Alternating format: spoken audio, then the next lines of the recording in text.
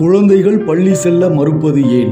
பள்ளிக்கு செல்வதால் அம்மாவை பிரிய வேண்டியிருக்கும். இதனால் தனக்கோ தன் அம்மாவுக்கோ ஏதேனும் பாதிப்பு வந்துவிடுமோ என குழந்தை பயத்துக்கு ஆளாகலாம். அதை அவர்களுக்கு வெளிப்படுத்த தெரியாது.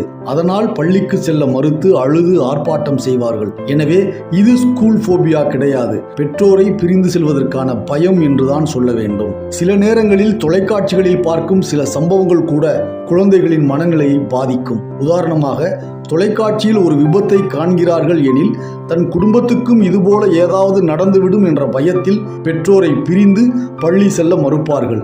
இதுவும் ஸ்கூல் போபியா கிடையாது, பெற்றோரை பிரிந்து செல்வதற்கான பயம். சில குழந்தைகள் மென்மையான மனம் கொண்டவர்களாக இருப்பார்கள்.